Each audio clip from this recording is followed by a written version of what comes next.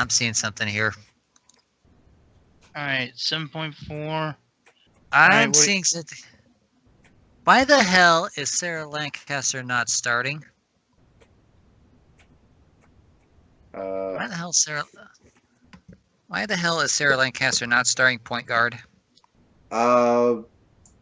Because I don't know if, well, it depends on if they have a contract and Nina Lime's thing that she starts. And Nina Lime would be really good, but she has a terrible turnover rate. Yeah, Nina Lime, I'm sorry, I know you have it in your contract, but... Well, we don't know if it's in her contract or not. And if it's in her contract to start, then she has to start. Yeah. Yeah, but at the same time... I don't remember anything about that. I don't think there is anything in that either. But if she isn't required to start, especially since I don't think there's been any sort of story content on her, either from her, and most she's basically there with Buckner stories as a mention in Buckner stories. But at the same time, if you want to turn your team around, I would say take a close look at Nina Lime's contract, and if there's nothing in there that says she has to start, put Sarah Lancaster at starting, because she is being underutilized.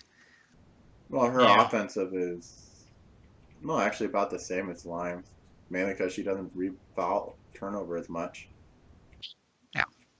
Her shooting sucks too, but she's gotta try something. She's kind of better than Lime, though. Her offensive rebound's actually not too bad. Carrickle should be the starting shooting guard. He is. Right. He's got some Fountain of Youth thing going there. Yeah. 30.09 PR, so when he's not injured, he's doing really well. I almost wonder if Carrickle is doing a last hurrah setting. But I do know that is something where... yeah, I do know that is an option that you're allowed to do if your character is getting old. What you can do is do a last hurrah, in which case all your stats get a massive boost, but afterwards you get +5 on all your ages. So this year you're going to do really good. Next year your stats are going to tank hard. Well, that's something to keep in mind. I don't know if he's doing that or not. So Ivonen's obviously still doing well, but I'm sure Paul is still annoyed that he's being stuck on a team that's currently 9-27. I can definitely tell Travis Buckner's not happy being on the team right now. Especially since he left Texas, which is doing much better to be on a team that's currently at the bottom of the league. But we knew for a fact that this team was not going to probably make playoffs anyway. It has way too many old players. Yeah, too many old ones and not enough new talent. Granted, they got guys like... well, they have some decent talent and just work on them. But yes, they have a lot of... At the very start of the season, they were killing their players.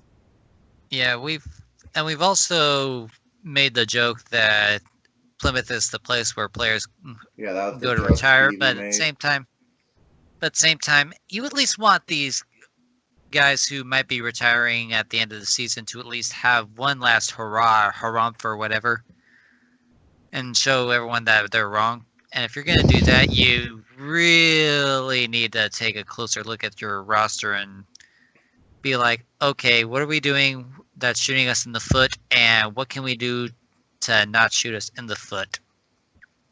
Yeah, I'm guessing that, considering I don't think we've seen a team where everyone was red defensive rating, I think that, the entire league's defensive rating went way up.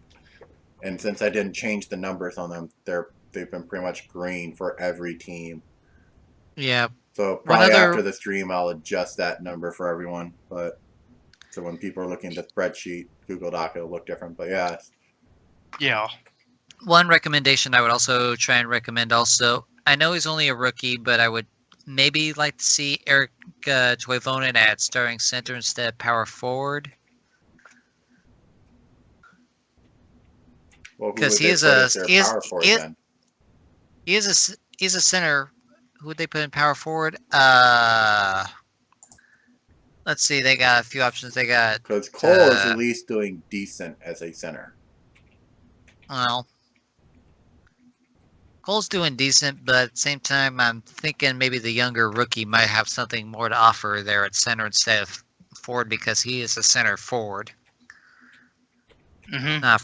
So maybe try something there. One thing they could try. I don't think it would work out in the end. Let's see. Do they have another? No, never mind. I was going to say maybe try doing a 3-guard setup. Do Lion, Lancaster, Caracol, or something like that, or even Sarah, Rocky, and then Lime. One thing they could try actually, Toivonen at a center and Cassandra at power forward, because she looks like she could probably be a decent power forward, just from her ratings, from the look of things. If I'm reading her stats right. Yeah, it makes sense to me. She could do it. That could be something you could try.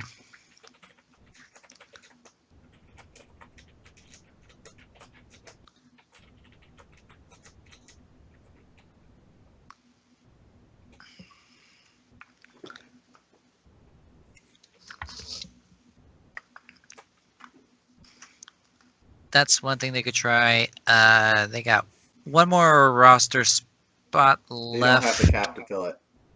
They don't. Yeah, they don't. Unless they have half mil, so they could do one person as a 30-day, and then that's it. They could probably save that for like maybe the last little bit of the season, like the last half of the season. That way, if they somehow by some miracle do make the playoffs, they could at least still have that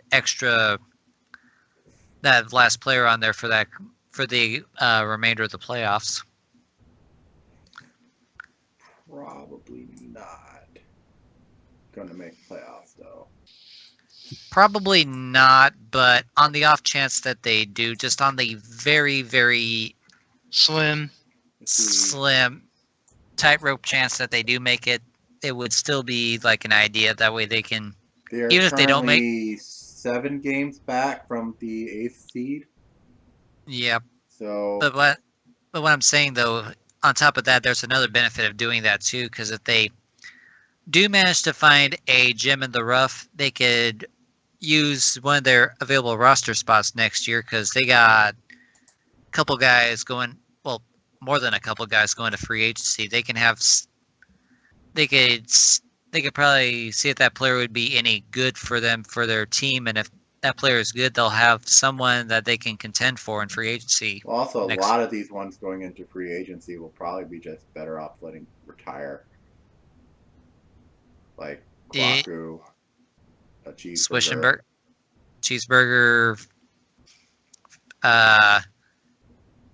Jonathan, maybe, because I think I don't know if he's been around a while or not. I gotta look him up real quick. 2013, loading. So he's fairly young. Oh. Wonder why he's not playing more. Because his shooting percentage sucks. Oh, well then, yeah. 18% field goal percentage.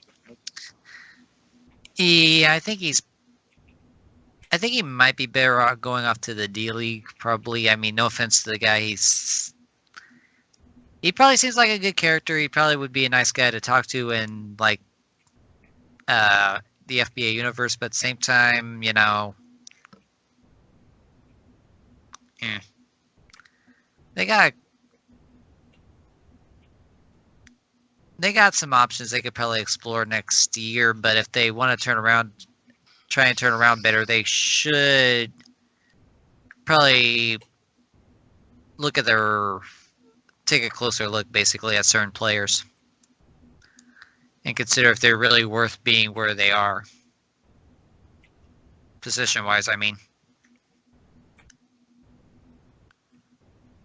Because even if Nina Lime says on her contract that she should be starting every single game, she's hurting the team, and that could be something that they would want to discuss with whoever's her agent now and be like, you're hurting the team. We're not winning. We need to try something else. On the plus side, they're going to have tons of cap space for next season. Yes, they are.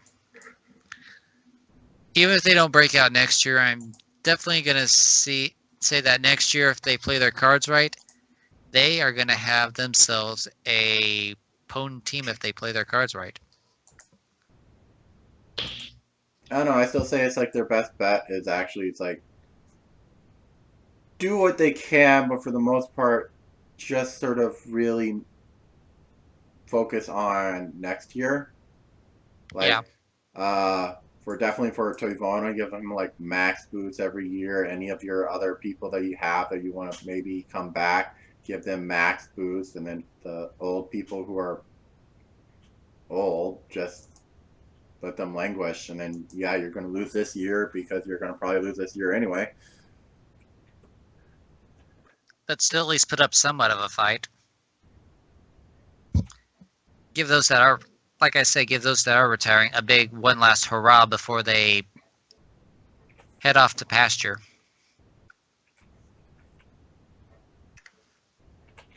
Yeah. I think we've covered Plymouth from head to toe. Any other recommendations from anybody? So in order for Plymouth to probably make playoffs, they'd have to go pretty much for the rest of the season, assuming the current AC continues at that pace, 27-17.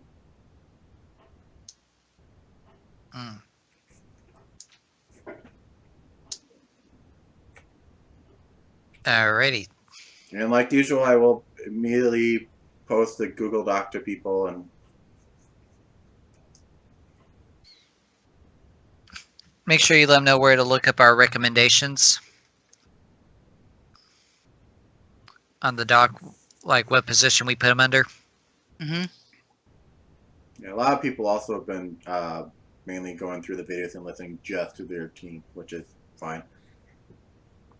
Yeah. But yeah, look under position for all our recommendations and you'll see what we can do. See what you can do, see what lemonade you can make out of the leftover lemons or whatever. Not that they're lemons or anything, but still.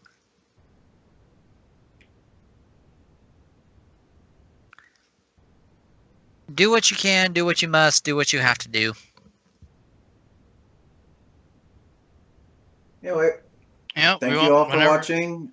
Thanks to Fradis and Sam for co-hosting, and also for Martin for when he was here. Yeah, glad to be here. Thank you, Darth Puppy. We next assessment. Let's see. When's the next? Next break. I'm looking at the schedule now. Our next break is, I believe, All-Star. Yeah, All-Star game weekend, which is February. Well, it's at the very end of February. So yeah, that one's at the end of February. But our next small break that we're gonna have is on the 31st. Well, I'm not gonna do it in a week, 10 days. I would say probably during like All-Star Week would probably be our best considering bet. All-Star Week will probably be the second round of boosts. I'm going to actually say the better time would maybe be the 18th. That could work. Saturday the 18th. That count me there. This might be subject to change in case, like, I don't know if I'll have to work that day or not, but maybe Saturday the 18th. That way, if we are doing boosts for All-Star Week, that way we'll get 1 week beforehand so people can know what they need before boosts. And that way we're also not interrupting All-Star Week stuff. I agree with that. And I should be free and fully healed up from my dentist appointment by then, so I'll be able to talk. That's good. Hope you have good luck with that.